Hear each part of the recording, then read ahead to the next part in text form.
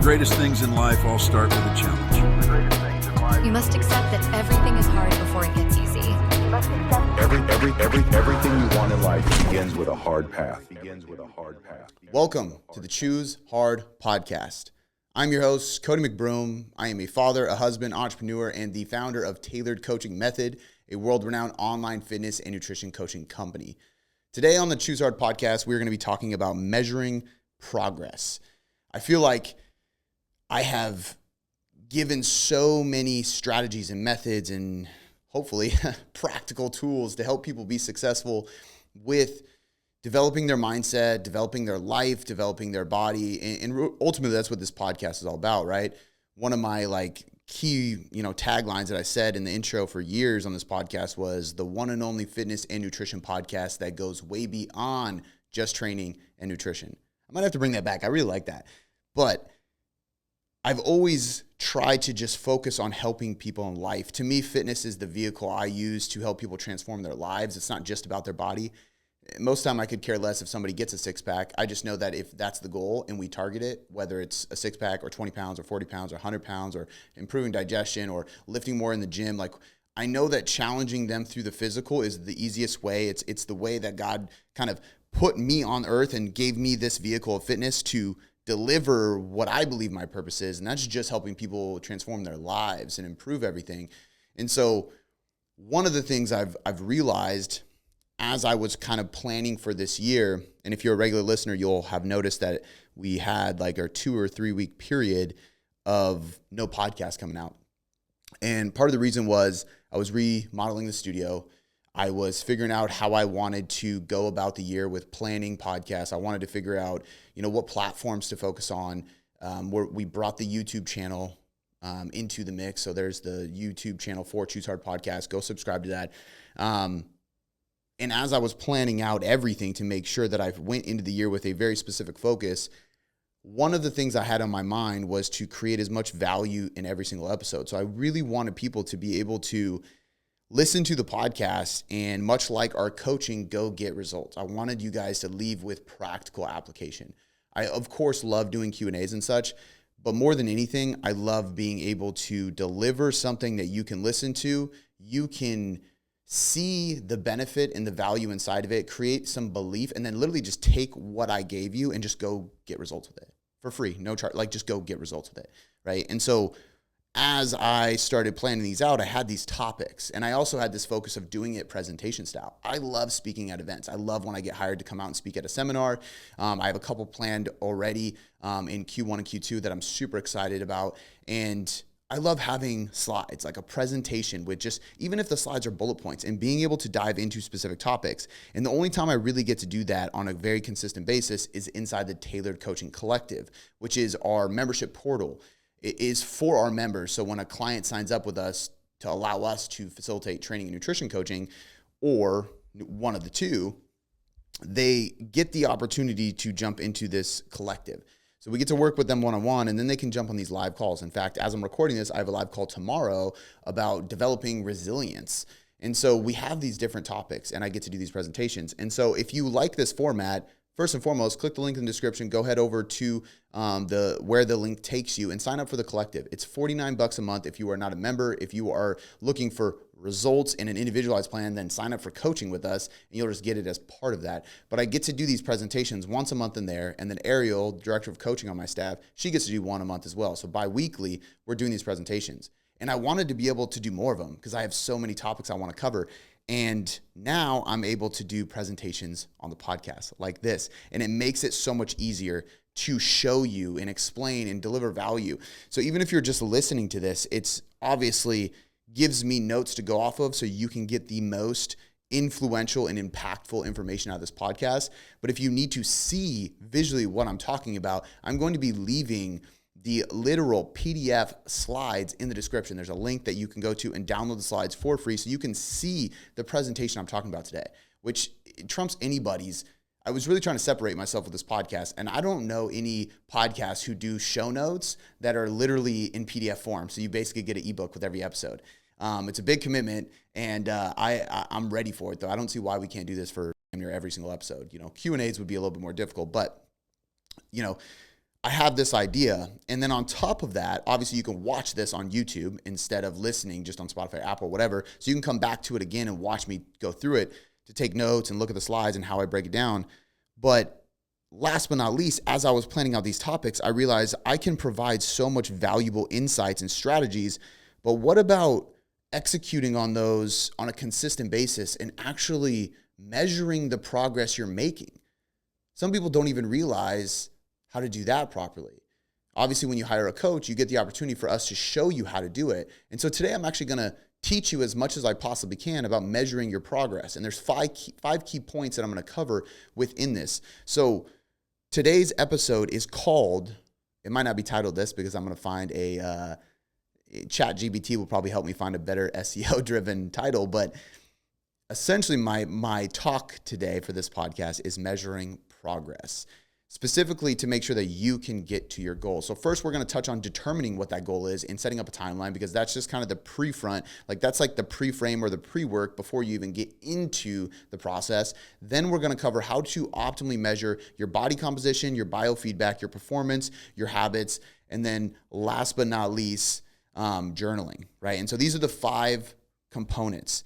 You are tracking your body composition, your biofeedback, and your performance and your habits, but you're doing journaling at the end. And I'm going to show you how this is actually one of the metrics you will kind of track, but you use it as a tool to review your tracking and actually retract or essentially reflect and plan and then execute in the future. Because if you're not looking at what we call game tape sometimes, which is reflecting back on what you did, why you did it, how you did it, if it worked or not, and then how you would repeat it in the future or avoid repeating it in the future, how are you supposed to progress? You can't. So that's kind of like the final piece of this. So including determining the goal and timeline, we have 6 parts to this podcast episode.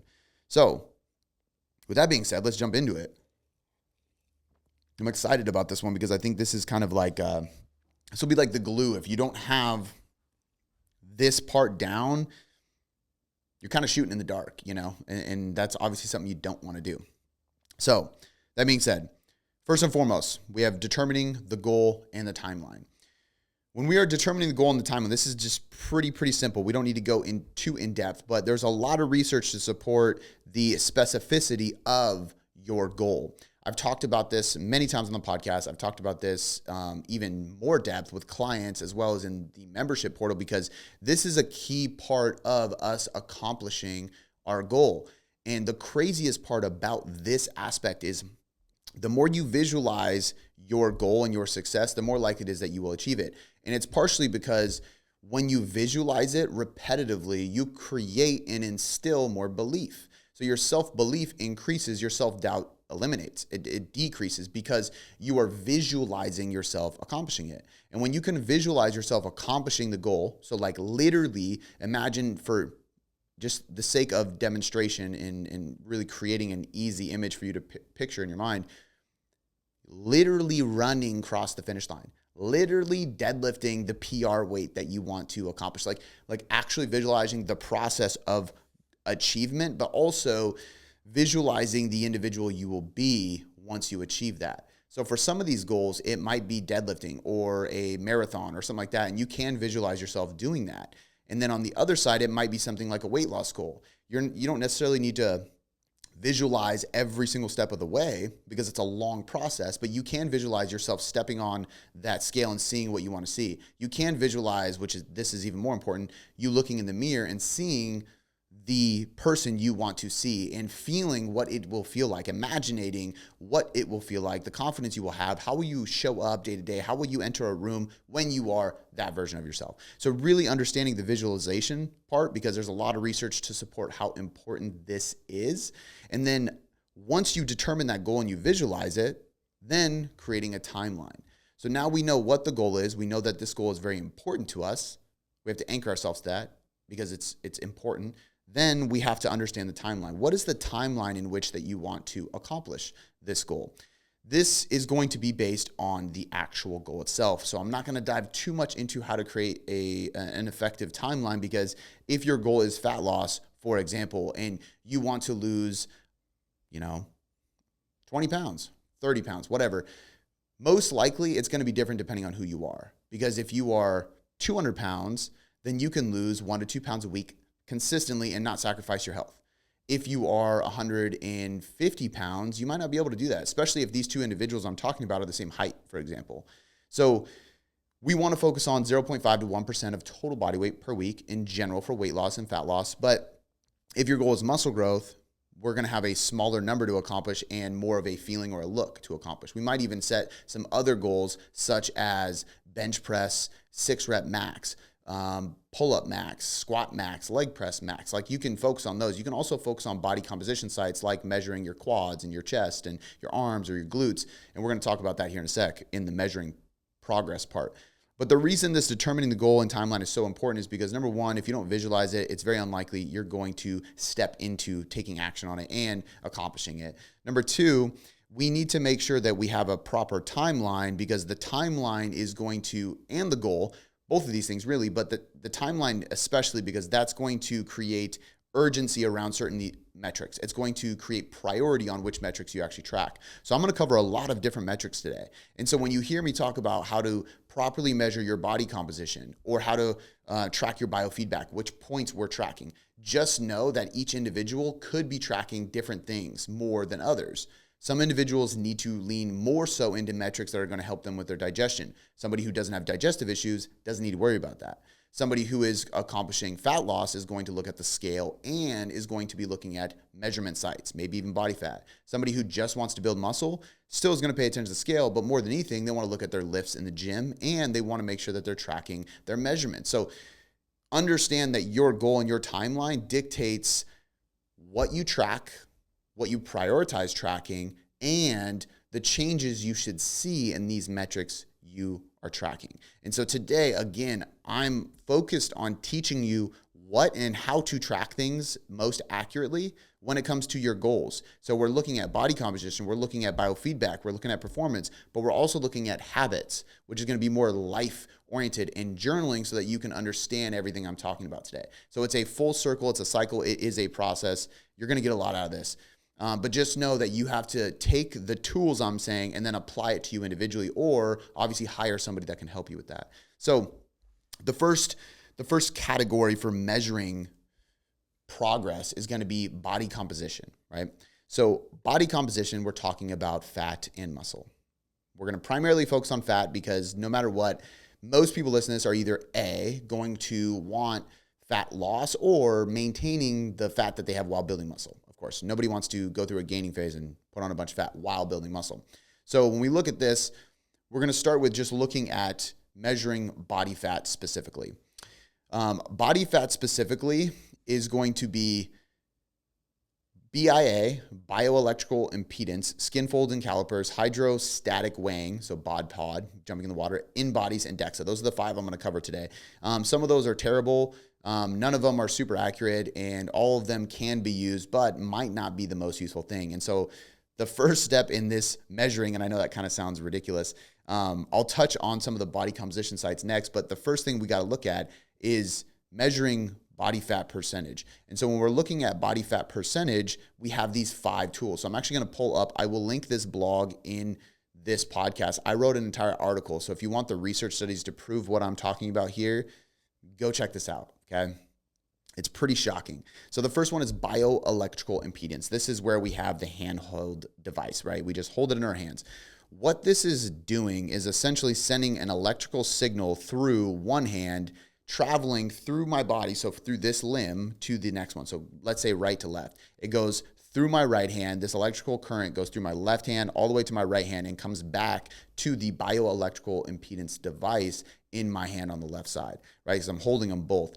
It's going to be based on a formula. So it's measuring how long does it take for the electrical current to go through this hand to this hand. And then it's using a formula based on your age, your weight, your height, and whether you consider yourself athletic or not. Maybe they changed the question, but I remember back last time I used one, that's what it said. And research shows that this is one of the most inaccurate ways of tracking that you could possibly track your fat percentage, your body fat percentage. So when this happens, essentially it's based on time. Now, if you are well hydrated, it's going to change how long it takes that current to go from one hand to the next. If you are dehydrated, it's going to change it. If you are experiencing inflammation, it's going to change it. If you are on your period, it's going to change it. If you have more muscle mass, it's going to change it. If you have more fat mass, less muscle, that's going to change it, right? So there's just so many factors. If you carb up, it's going to change it, which is most of the time, that's how these things are. Most of these things will change on any of those factors I just mentioned. But when we're looking at this, the main thing I wanted to put forward to you is that it's very inaccurate. I don't like people relying on this. And so when I'm talking about measuring progress, these first examples of the body fat percentage, the way to track your body fat percentage, I'm actually sharing with you things that I want you to avoid because I think that it's going to screw with your head. I think that you're going to measure your progress here. You're going to see that it's inaccurate, or it's going to give you a number that you really like. And the next time it's going to be inaccurate in the opposite way. And it's going to give you something you don't like. Right? We don't know which one is which, but there's a margin of error of up to 8%. So research shows, literally, that there is an 8% margin of error, which means if you hold it as a male, let's say, and it says 10%, you're like, oh, that's pretty good, I'm pretty lean. That could mean you are 18%, which is crazy. If it says 15%, you could be 23%, or you could have been 7%. You don't know. That's pretty inaccurate. So BIA, bioelectrical impedance, not a good one. Skin fold and calipers. Skin fold and calipers, they don't really have a good estimate of how off they could be because there's, looking at the research, they've shown that it can be up to 15% of error rate, but it could also be as low as 6%. So at best 6%, at highest 15%. However, it also can be more accurate just by luck of draw. It's kind of like Russian roulette with this one. And so the problem with this one is that the formula changes depending on the person and the sites change depending on the person. So if, for example, I measure myself, like literally use calipers on myself, and the next time I have somebody else do it, that's going to change it. If I'm holding subcutaneous water, so I'm water retaining, I'm retaining water, I have water retention going on, that's going to be in the subcutaneous layer. The subcutaneous layer where water is stored is above the muscle, below the skin. That's going to change the skin caliper measurement, and it's going to tell you that you are heavier or have more fat than you actually do. So this can be a very inaccurate way to track. Now, what I would say is if you had somebody do this at, let's say, the tail end of your cut, or like you went through a 12-week process, and you really wanted to make this accurate, the best way you could do this is to do it every, for example, Saturday. You can do it any day, but every Saturday, first thing in the morning, after using the bathroom, before consuming any liquids or foods. If you typically, here's the only caveat there too, if you go out occasionally on Fridays, don't do this. So maybe you do it Wednesday. Basically, if you can control the night before, ideally 2 nights before, every single week before you do this, do it the next morning, and you have the same person, whether it's you or another, do it with the same calipers, and you have to do it at the same sites every time, which can be measuring properly, which can be difficult. So ideally what you would do, and this is where it's very unrealistic and unsustainable for most people, let's say you're doing your quad measurement. Measure up from your knee, do a red X with a Sharpie or a black X with a Sharpie, and measure right there, and then rewrite that Sharpie as it fades, like once or twice a week. So you just basically for 12 weeks, you have this Sharpie mark on your leg, on your side, on your arm, wherever you're measuring them, and you can keep it the same. Otherwise, it's very inaccurate, right?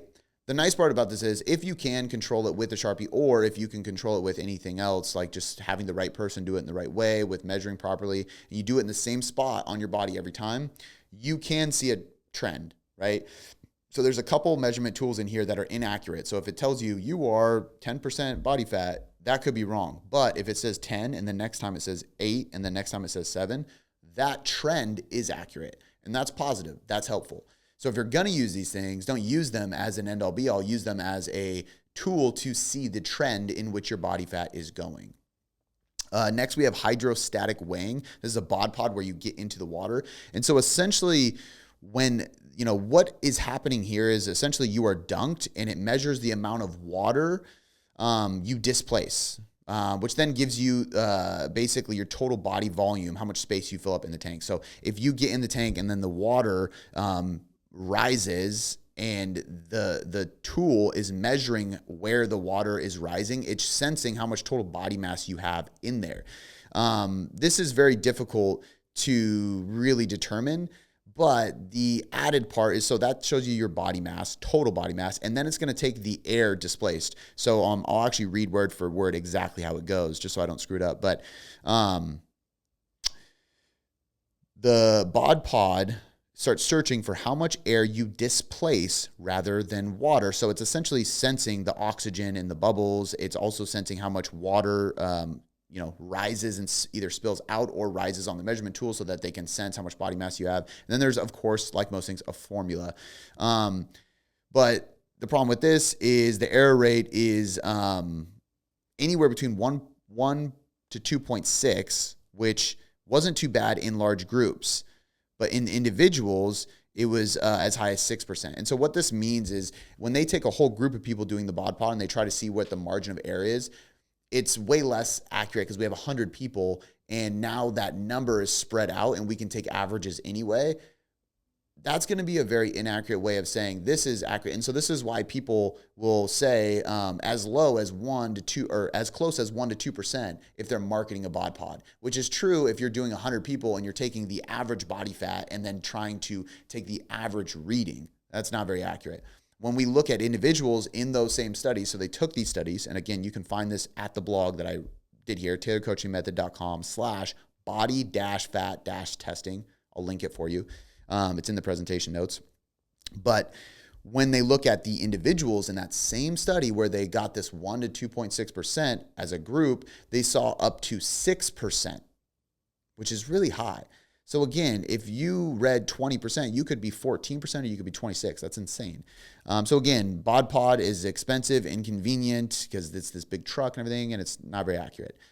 Fourth is in-body. The in-body machine is very, very similar to the bioelectrical impedance. So I'm not going to dive into this again because it is literally the same, except it's also taking pictures. And then it does a scan through your feet as well.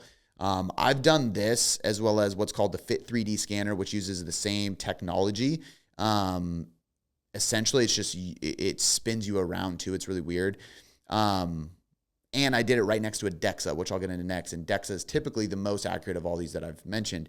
And it was wildly inaccurate. I mean, the DEXA put me at 13%, and this was post-surgery. So I actually think that was pretty close to right because I was still relatively lean, but probably lost a little bit of muscle during my knee surgery recovery for 8 weeks, and I wasn't as lean as I normally am. So 13% would make sense. But the in-body told me 26%, which is insane. And they were in the same room. So I just stepped off of one and went to the next one. Crazy.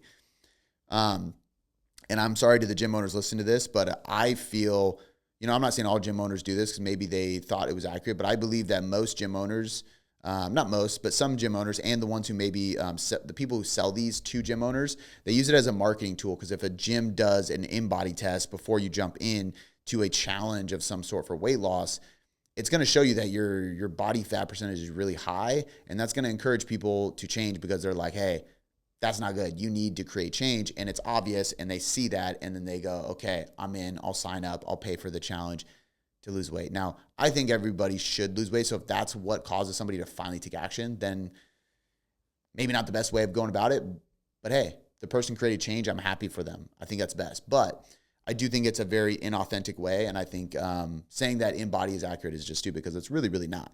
Now, the sixth one is DEXA. DEXA is dual energy X-ray absorptiometry. I'm not going to try. This is where you have to go to a clinical office, typically a medical facility, and it is doing a 3-compartment X-ray essentially. And this is going to give you your body mass, your bone density, your water mass, your fat mass, muscle tissue. It's the most accurate. Now, there's multiple settings on this machine, which means that if you do it, you need to do it at the same place. So don't go to one place in one city and then one in another city. Go to the same place each time you do it. Separate it by 3 to 6 months if you're going to consistently track them. Make sure it's the same tech at the same facility. If they got a new machine, you can ask, but make sure the settings are the same because there are different settings that can skew the results slightly because even these can be inaccurate. So these can be, margin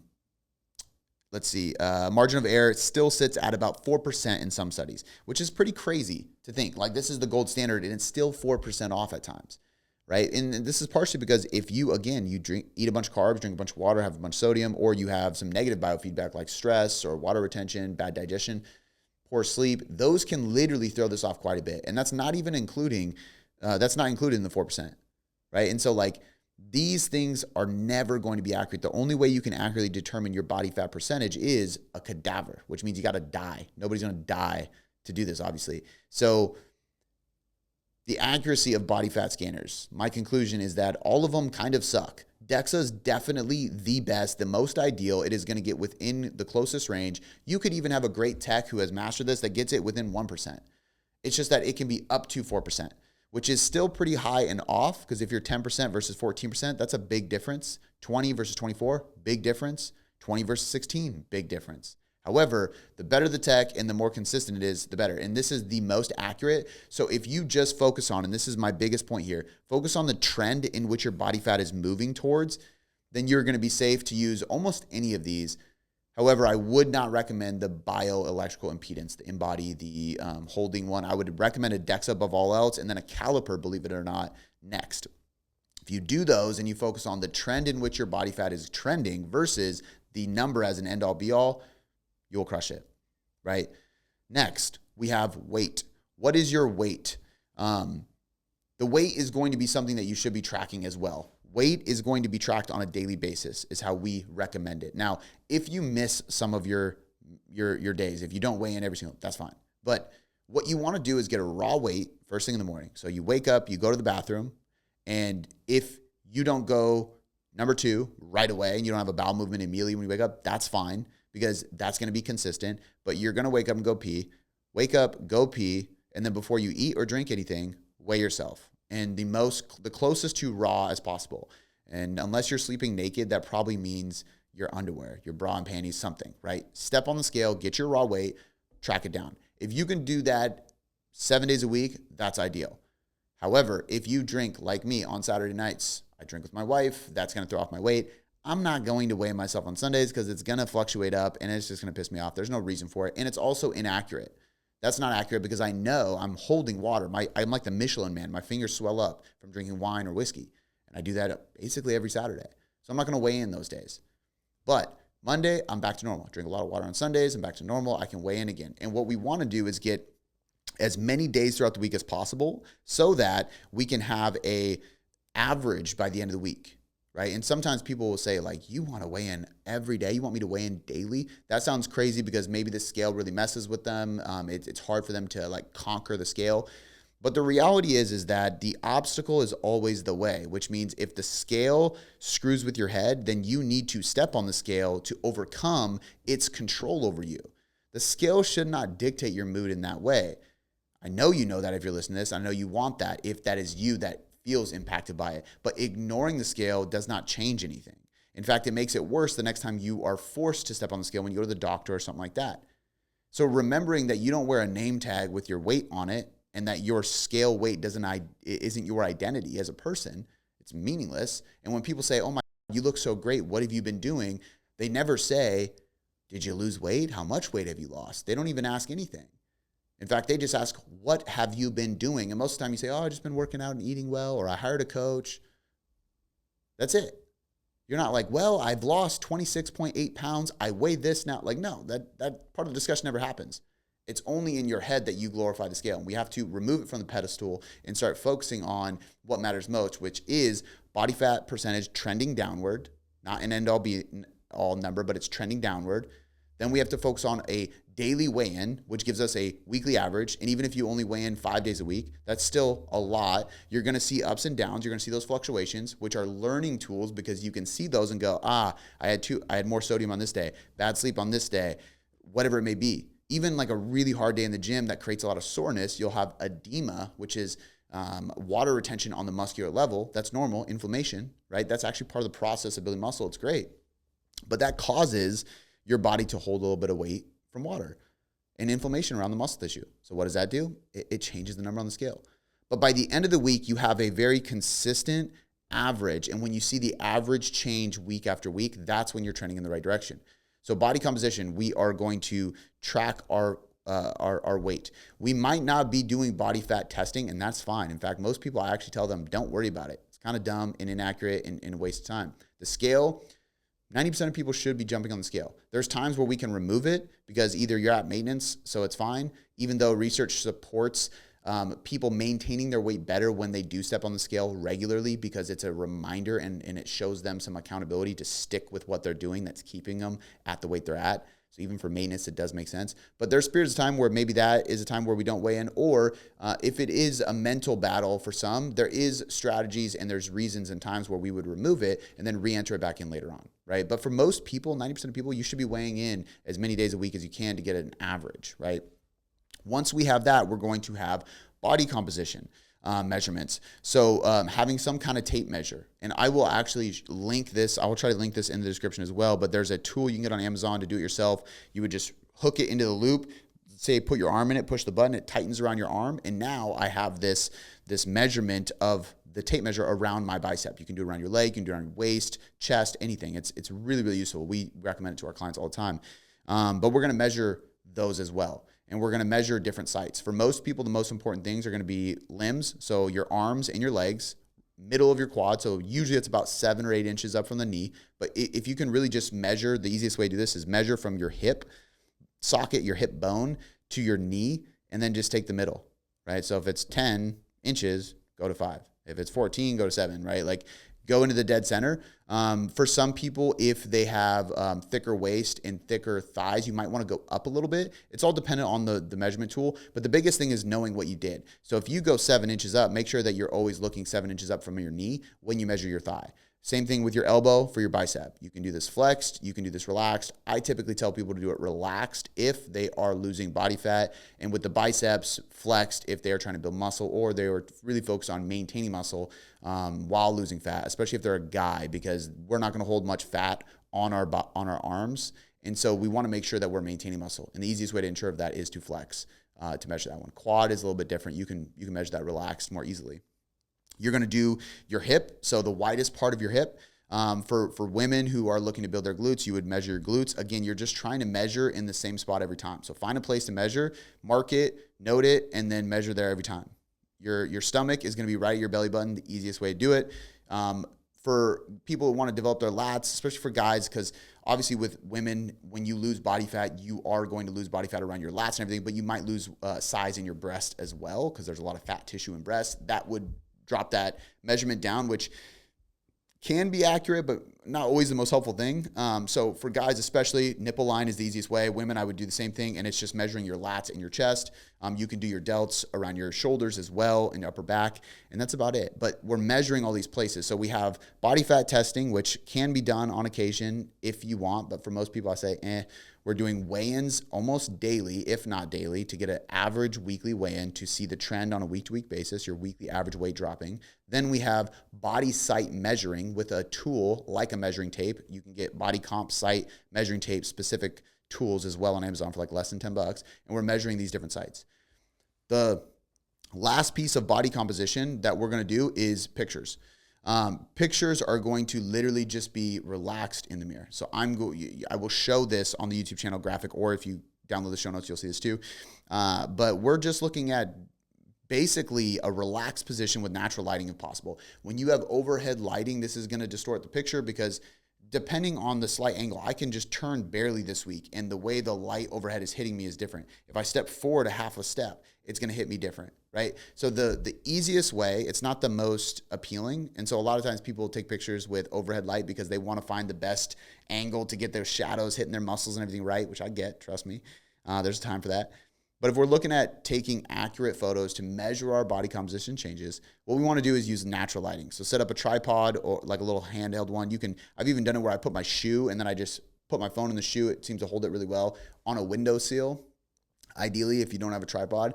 But we're looking at getting that natural light. Even if it's like 6 a.m. and it's not light out yet, the natural light will still illuminate the picture for you. And it's going to be the most accurate, consistent, and revealing way to take progress photos so that you can compare week to week, month to month, progress photo to progress photo, and really see the changes made.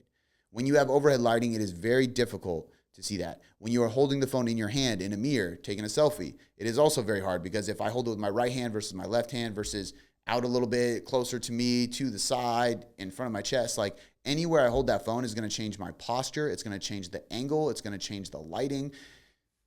that's not going to be very accurate. Now, if somebody's losing a lot of weight, you could take a picture differently every time and you're going to see it. Don't get me wrong.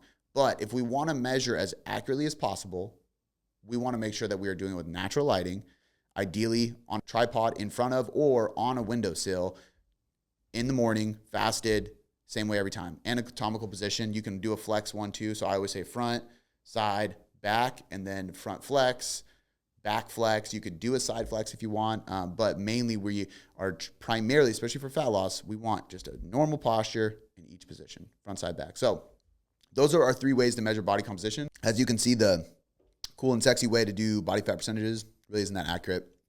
Now, if we have a dead set goal on changing our body composition, the tools I just gave you are going to be the most telling way to make sure that you are making progress. The next set of tools are going to be measurements you are taking to ensure that you are not reaching your body composition at the detriment of your health, your hormones, your stress levels, things like that. And in order to know that, we have to be more than intuitive with it. We can't just say, I'm really stressed out or I'm craving a bunch. We have to track some of these things. And it can seem like a lot to track some of these things because there's many different markers or biofeedback that we can track. There's blood work, but there's also daily scoring for our biofeedback, which is what I'm going to cover today and recommend for you, that I think you should spend some time doing, even though it is a little bit of a time investment. Sometimes it is tedious because you're like, I got to track this stuff, I got to mark this. But truthfully, it's taking a Google Sheet or an app or whatever and just marking 1 through 5. How does it feel today? Really, really simple, right? Most of these are just a number score. But when you do that, more than anything, what this is forcing you to do is give yourself a daily check-in.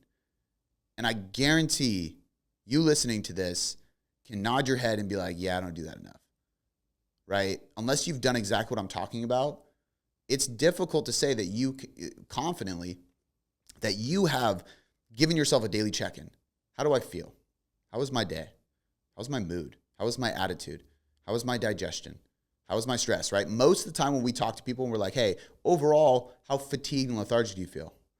How is your digestion normally? Do you feel like you get good quality sleep? How many hours a night do you sleep?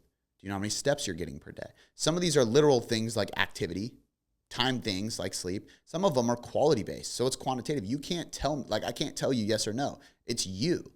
Do you think you have good quality sleep? Do you think you're in a good mood most of the time? Do you think that you handle stress well? Most people, they don't know how to answer. And then when it comes to tracking these things and we start improving them, they go, holy, I didn't realize how poorly I felt. I didn't realize how bad my digestion was.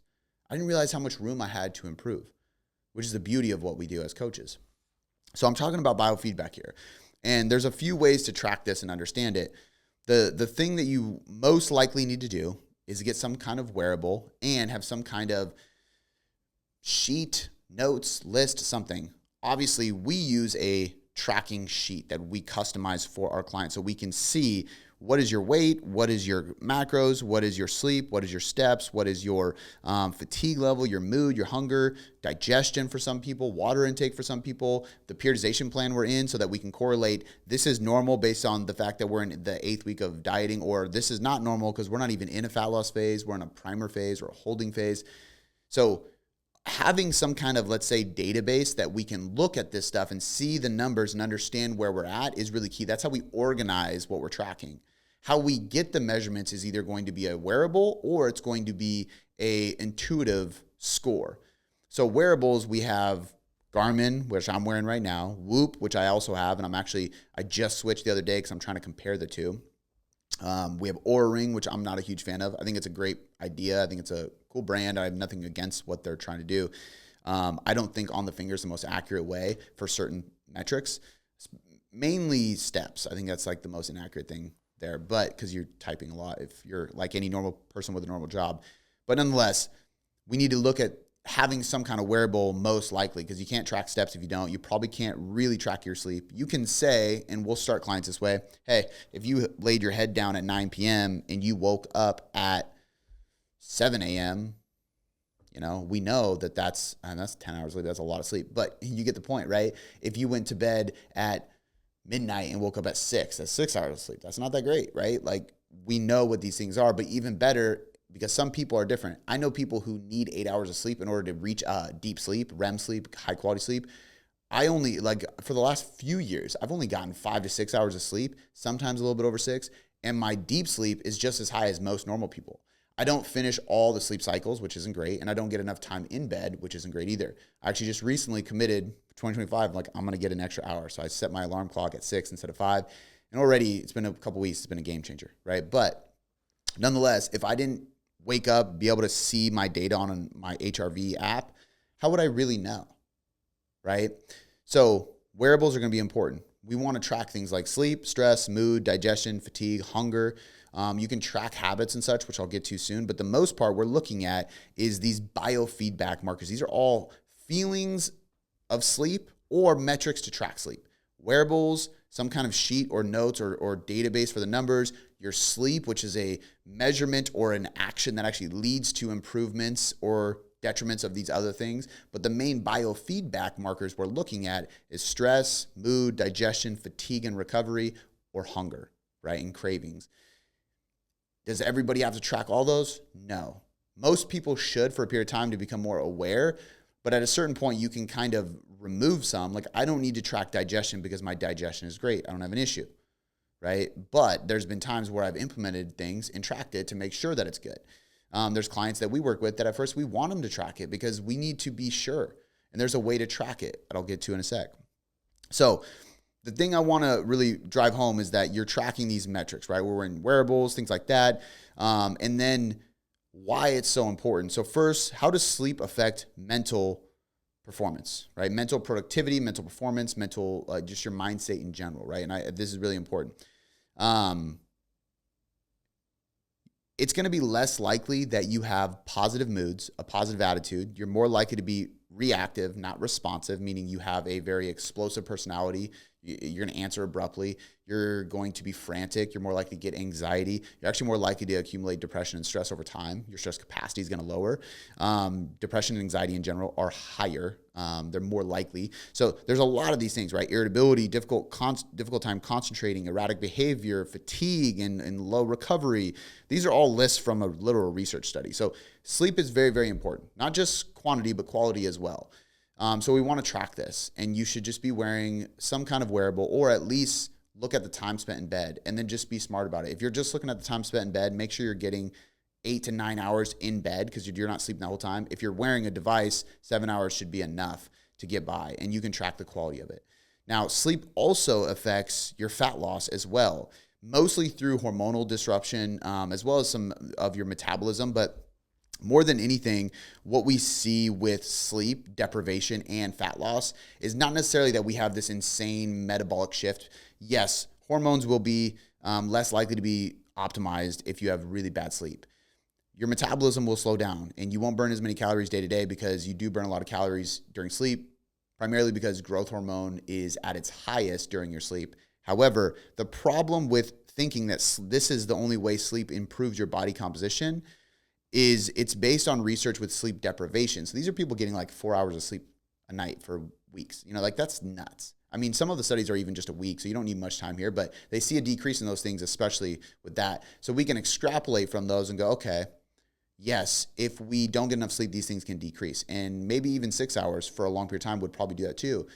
But we don't have research on that. We have research that I'm aware of, and most of the research done on any of this stuff is sleep deprivation, because they need to get, you can't put people in a lab study for a year straight and tell them to get 3 hours of sleep. Like, that's screwed up. You can't do that. That's inhumane.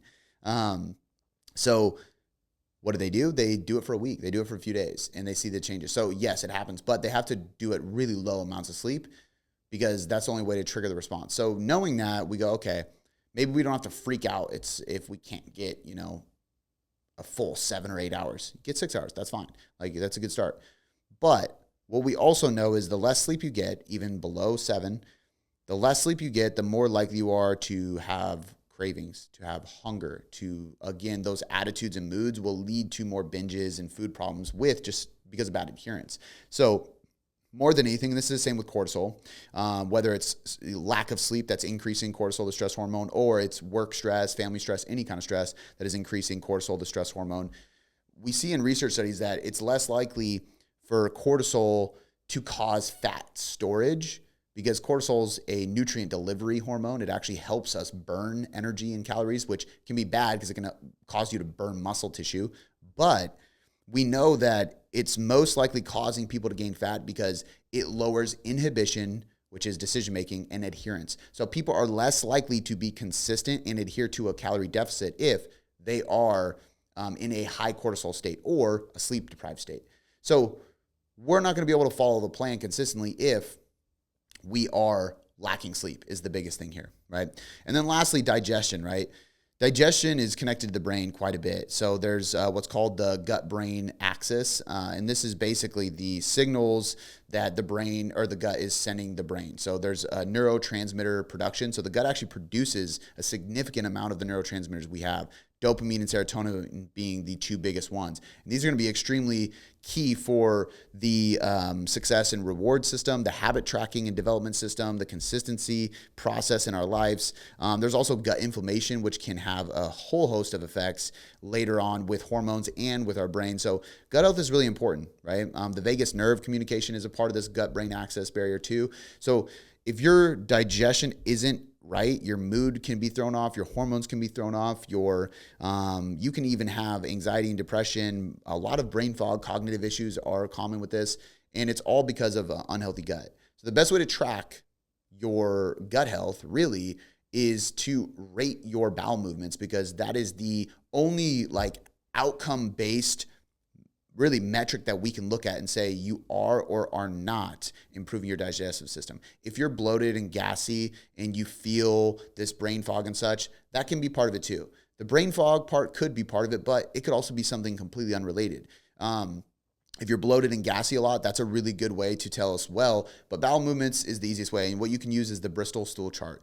It is literally, and it sounds crazy to some people, and it's hard for people to understand this or get around to this because it's poop. Nobody likes to talk about poop, but there's different types of poop, and you should be having a certain amount of bowel movements per day. Nobody should be having less than one bowel movement per day. And everybody should be having usually at least one, but no more than 3. People should also be having a type 3 or type 4 90% of the time. If you have more towards type 1, you have like little pebble poops, like deer poops, rabbit dropping. If you have towards, I believe it's a type 6 or 7, I don't remember what the last one is, that's where it's going to be very watery. This could be a gallbladder issue or something else unrelated to the gallbladder, where you're just not digesting fats maybe, you're having diarrhea, things like that. But nonetheless, we have these types, and you have to be able to say type 4, 2 bowel movements next day, type 3, 1 bowel movement. Like, you need to be able to track these for a consistent amount of time. And if you're consistently having 1 to 3 bowel movements a day and they're consistently a type 3 or 4, then you are in a really healthy spot. After a few weeks, you can stop tracking. But if your digestion isn't on point, or you feel like your digestion could be stopping you from getting results in any way, shape, or form, this is how you track it, okay? And that's biofeedback. We have wearables to track. We have a database or somewhere to put these numbers. We are looking at how many hours of sleep we got and how well we feel like we slept, or what our wearable is telling us our sleep quality was. We're going to look at our stress. You can track this on a scale of 1 to 5. Your mood, 1 to 5. Digestion by Bristol stool chart. Type and how many bowel movements. Your overall fatigue. How fatigued are you? Joint, muscle, neurological system. And then your hunger and cravings. How hungry are you? If you're in a fat loss phase, you should be hungry. That means your metabolism's working. But if you're craving things all the time, that could be stress related, or it could just be a signal that, hey, you're going to fall off the diet soon. Let's take a diet break or a refeed. Okay. After tracking biofeedback, we have performance. And as you can tell, I'm going very in depth in this. We're already 48 minutes in, 50 minutes into the podcast. I want you to leave this podcast with as much information as possible so that you know exactly what to track, how to track it, and why it's so important to track it, because that's ultimately going to show you either A, you're on the right track, B, you're far from being on the right track, or C, you're making great progress. Be patient and stop trying to change everything. Keep going. Okay, so next we're going to talk specifically about what metrics to track inside your performance. And so when we look at performance, we really just have a couple metrics or focuses that we really want to look at, right? I suppose 3, but the 2 main ones are going to be lifting and conditioning. And then a third one would be just movement, quality, capacity, stuff like that, right? So we're going to break this into multiple sections per section. So the lifting weights is category 1, right? This is probably the most important for most of us to be tracking. I see a lot of people who are failing to see long-term progress in the gym because they actually just fail to accurately track the things they're doing in the gym. I see all the time that people are forgetting to actually track their weights. They're forgetting to track their progressive overload. They're failing to track any numbers from the gym. They just go there and they quantify a great workout by, are they tired afterwards? Are they sweaty afterwards? Do they get a good pump? Which is great. You should be tired, you should be sweaty, and hopefully you got a good pump along the way too. But if you don't know what weights you lifted, how many reps you did, how many sets you did, for what specific exercises you did, how are you supposed to know that you're actually progressing anything meaningful in those gym sessions? And those gym sessions are what literally lead to the long-term goal and result that you're after. So there's 3 things to consider here. First is load, then is going to be reps, then is going to be sets. And there's different ways that we should focus on tracking these things. For load, linear progression is the most common, most popular, and probably most proven way to periodize your progression in the gym. Linear progression just means that you are linearly, so consistently, alongside your lifting, going up in weights. You're just increasing load linearly over time.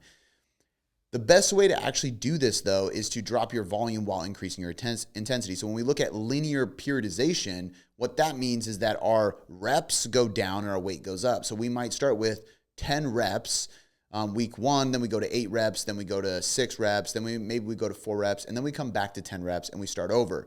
Every time we drop 2 reps in that weekly sequence, we are going to increase the load because we can do more weight on a lift for 8 reps than we can on that same lift for 10 reps, obviously.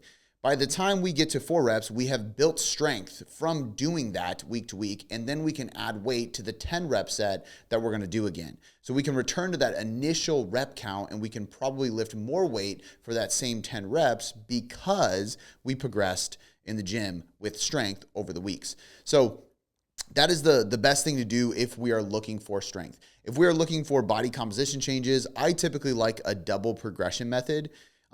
You're still going to gain strength, but I think it's an easier way to accumulate volume, and it gives us a little bit more flexibility to what's called auto-regulate our training, which is to basically regulate our training basically session to session, week to week, based on how we're feeling that day. And so what we do for a double progression method is we look at a rep range. So instead of going 10, 8, 6, 4, we would go 4 sets of 8 to 10, right? Or even 5 to 10.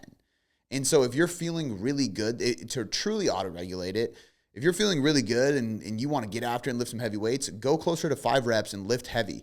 If you want to go closer to 10 reps because maybe you didn't get enough sleep, you're not feeling as good, or maybe your back's a little tight, or the exercise is a better exercise for higher reps. Maybe it's a leg press, go higher reps. Maybe you're doing a back squat, go lower reps, or vice versa if you feel more comfortable building strength with a leg press than a barbell back squat.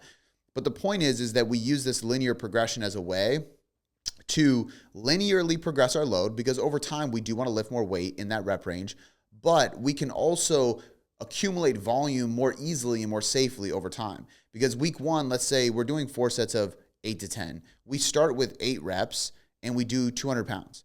Week 2, we go 8 to 9 because maybe we do 9 reps the first couple sets and then 8 reps the second couple. Well, we just did 200 times 1 for 2 sets, so that's 2, right? 200 pounds for 1 rep is 200 pounds of volume. For another rep is 400 pounds of volume. So if you went 8, 8, 8, 8 on week 1 and you went 9, 9, 8, 8 on week 2, you accumulated 400 pounds of total volume in week 2. That's pretty impressive, and that's a really good progression from the first week of training, right? Let's say week 3, you go 10, 9, 9, 8. Well, now that's those 2 extras plus 2 more, because you went from 9, 9, 8, 8 to 10, 9, 9, 8, right? And then eventually we're going 10, 10, 10, 10, all 4 sets. That's a lot of volume accumulated over time, and you didn't have to lift any heavier. You just lifted an extra rep or 2 week after week after week, and most people forget to track sets times reps times load, which is true total tonnage. That's the total amount of volume. And if you're after muscle growth, that's the number you want to increase in the gym. If your total tonnage in the gym increases over time, you are going to build more muscle. I promise you, that is the most guaranteed way to progress your lifting to ensure muscle growth. And if you're not tracking any of these things, you can't tell. Now, do you need to track total tonnage? No.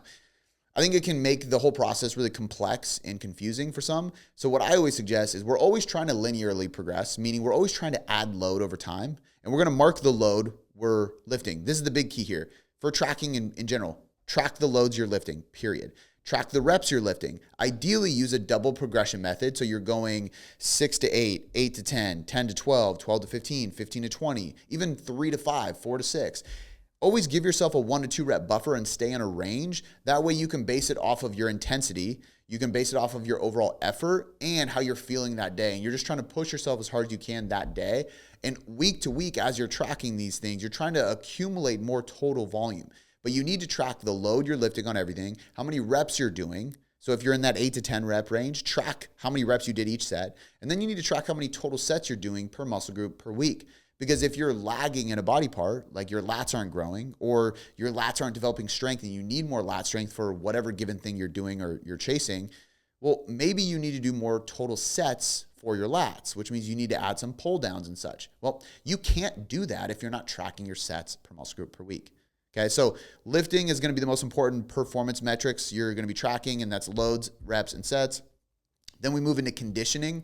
So there's a lot of things you can track here. You can go get a VO2 max test, which is probably the most accurate and science-backed way to test your aerobic capacity and your anaerobic ability. Like, how great are you from a cardiovascular performance perspective? Go get a VO2 max test it, come back 3, 6, 9, 12 months later and see how you do and try to improve it. You can do a 2K row time if you don't want to do that and you don't have access to that, but you want to test, how much, where your aerobic capacity is.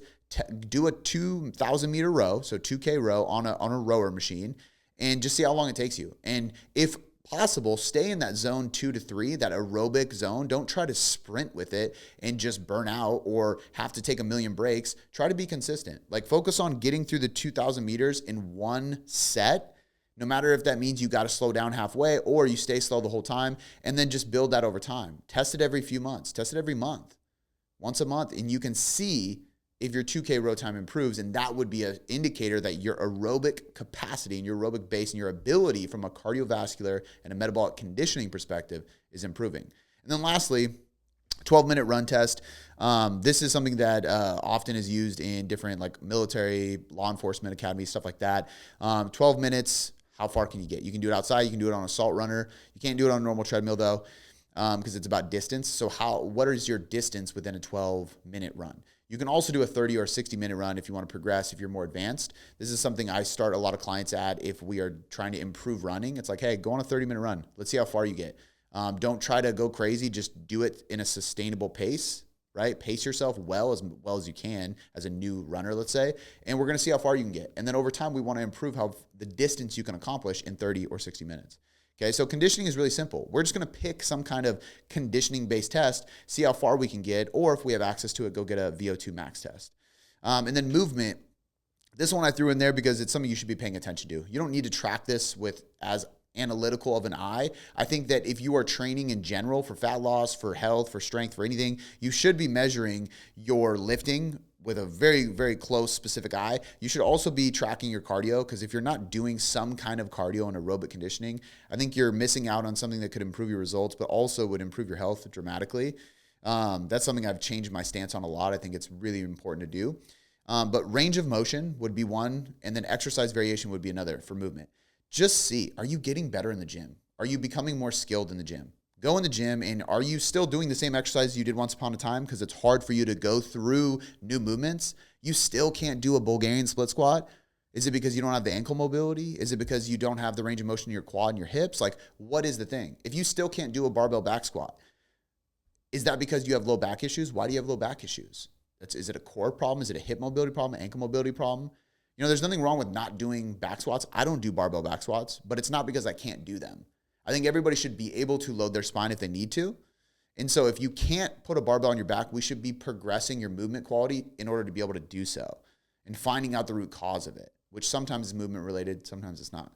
And then range of motion, same thing. Like, if you can't do a full range of motion bodyweight squat, full range of motion split squat, a full range of motion bench press, a full range of motion anything, right? Even this is a good test of strength for things like a push-up or a pull-up. If you can't do a full range of motion strict pull-up, maybe that's a goal. Either way, you can look at load, you can look at like your lifting, you can look at aerobic ability and your conditioning, or you can look at your movement quality as 3 different measurement tools for success in the gym.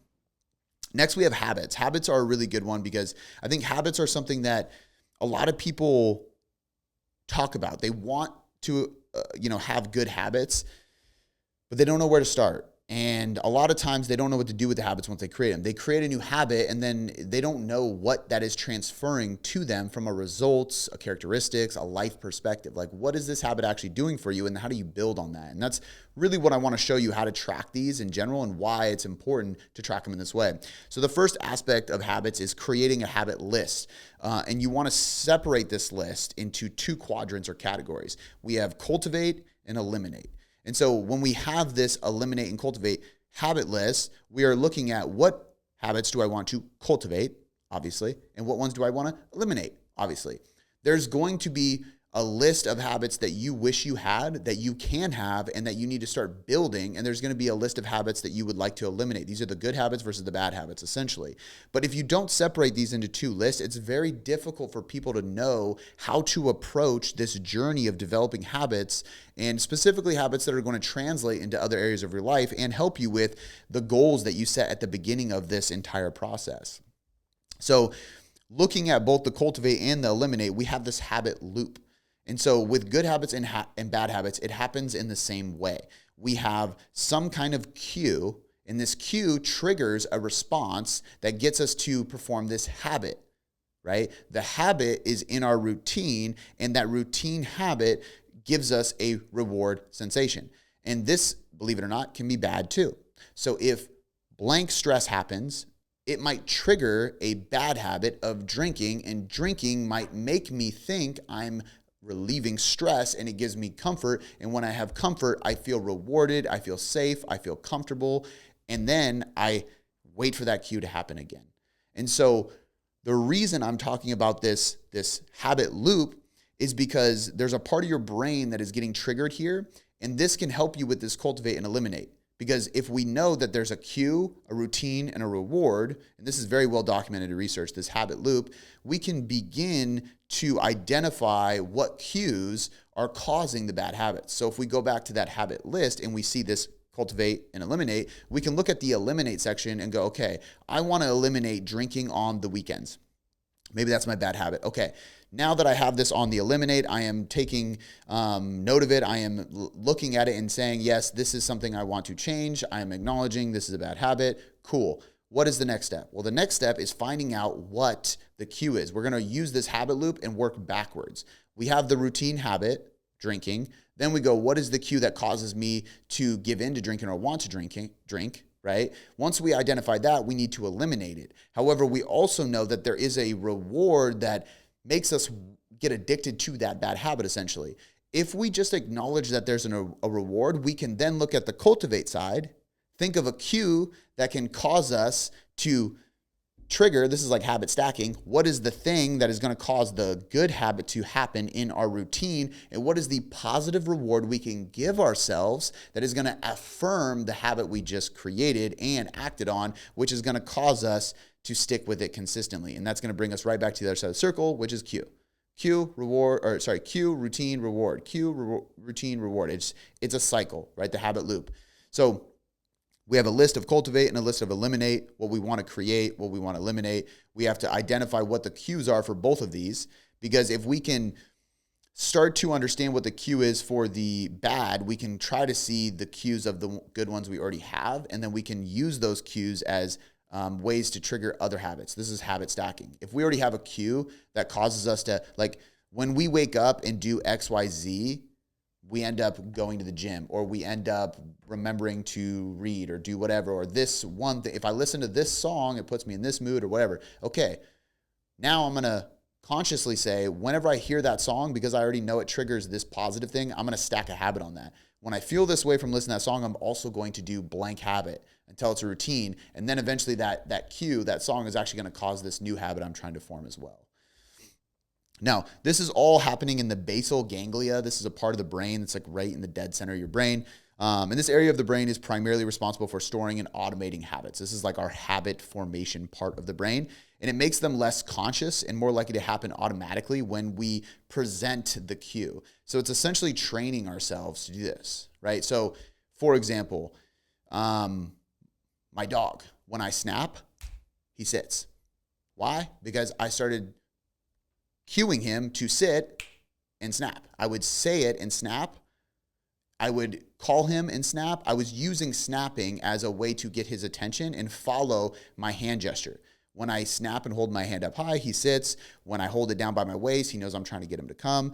When I started this, what did I do? I gave him a treat. I gave him a little snack, these little bite-sized snacks. I hook it on my belt, and I would walk around the house giving it to him. I would walk outside giving them to him because I'm commanding him and I'm getting him to do that. Now, what is happening?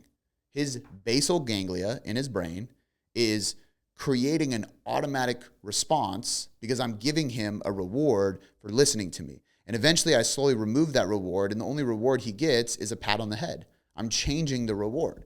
But the point is that it becomes automatic. And we can do this with ourselves as well using that habit loop.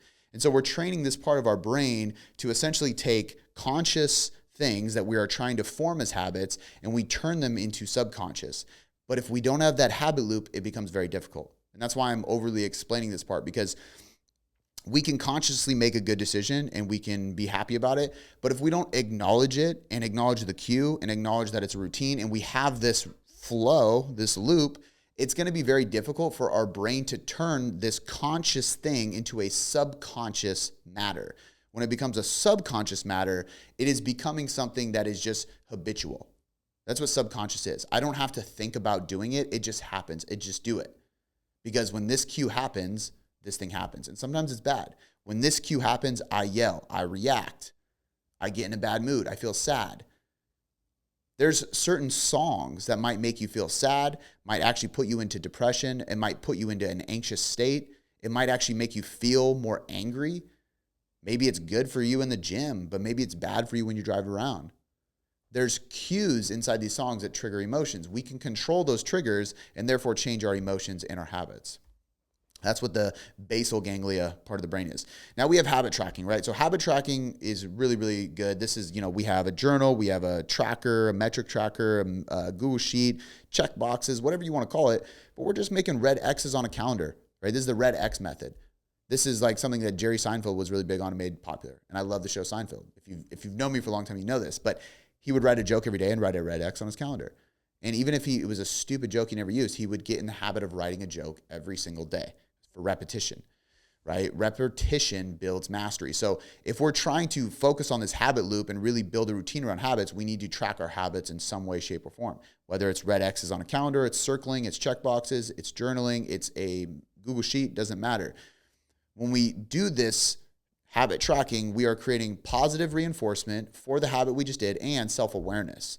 So by visually seeing your progress on a habit tracker of any kind, you do receive this small but very positive reinforcement that motivates you to continue the habit, right? Dog gets a treat, he keeps doing the habit. And eventually he just does the habit because he knows it's good. Treat means good. If I put him in a kennel, that means bad. So what do I do when he would pee in the house or poop in the house? Put him in the kennel. We had a kennel in the closet.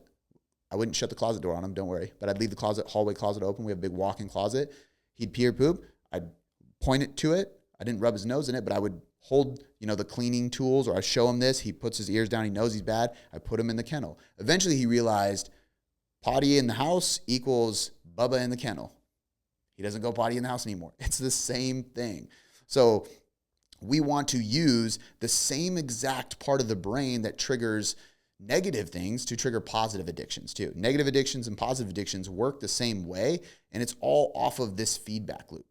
But also habit tracking forces you to be more conscious about monitoring your behavior, which can help identify patterns and areas for improvement, which is really just a way of saying self-awareness. As we track our habits, as we track our weights in the gym, as we track anything, we are creating self-awareness. We are learning about our body. We're learning about our digestion, our weight, why our weight fluctuates, our gym performance, our progress, our cardio, our lifting, our movement quality, our hormones, our sleep, our stress levels. Like everything I've talked about is creating self-awareness, and self-awareness is the first step in creating self-change in any way, shape, or form.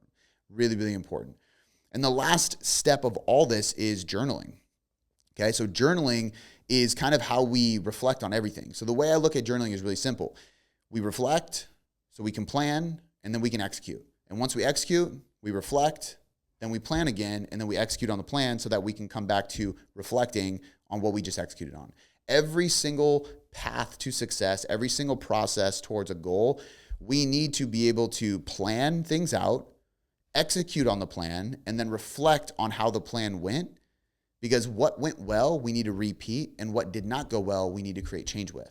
So the whole point of using a journal when it comes to tracking and measuring progress is the same reason why we do weekly check-ins with clients, is because clients get a chance to reflect on the week, plan with us for the next week, and then execute on the changes we help them create. And we rinse and repeat that on a weekly basis. It is why our clients are 95% more likely to achieve success than they would with us than they would without us. And that's backed on research, not research done on us, but research done on accountability. And so accountability shows, I should say it this way, accountability research shows that individuals who have accountability through somebody they hire, like a coach or a mentor or a teacher, they are 95% more likely to accomplish their goals because they have regular accountability meetings. This is literally word for word from the research study. They call it accountability meetings with somebody they hired. They're 95% more likely to achieve success and reach their goals than they would be on their own without them. That's why this stuff is so important. And what is happening in those accountability meetings? They're reflecting, they're planning, and then they're executing until next time when they get to reflect, plan, and execute again. And so when we look at that, we can reflect and understand what we did. We can realize the traits we're developing as well, and then we can relate those traits to real life scenarios. And this is how we transform our goals and our habits into traits and characteristics. Again, I've said it before, you guys know.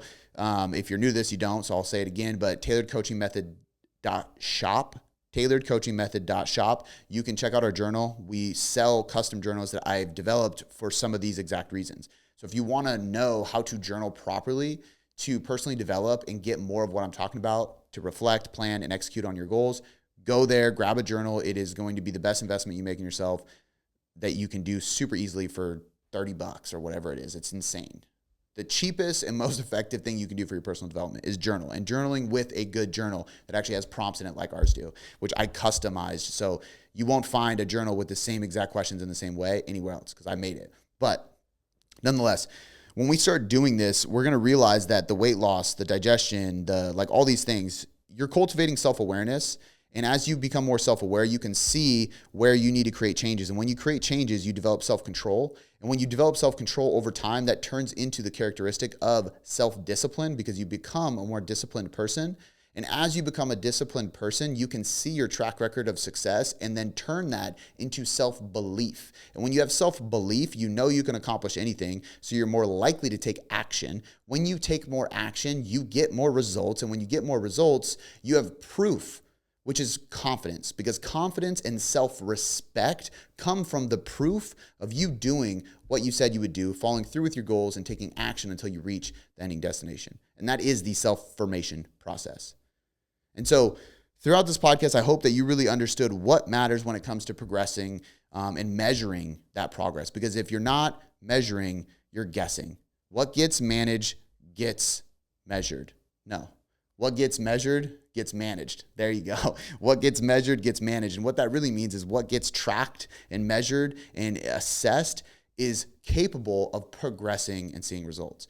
So if you're missing out on any of these factors, this is the plug. This is the hole in your boat that you need to plug up so that you can be successful. And I'm excited for you to do so. I'm going to wrap up there. It was a long one. Again, go to the YouTube channel if you want to see the slides, if you want to see me go through this. If you're listening to this right now, I'll make sure that all the slides are in the description of this podcast too, so you can download the PDF and actually use this stuff completely free. And I just hope that this helps you get better results. That's all I care about with this podcast. And I'm hoping that these changes I'm making to the show, which I'm going to remind you of a bunch in these first few episodes of the year because I want you to really take advantage of them. And I just hope that you're getting value from them. So thank you so much for listening. Go leave us a 5-star rating and review if you have not done so yet. If you have, head over to another platform and do that there and leave us another one. Subscribe to the YouTube channel. I just appreciate you guys listening. I'll catch you next time.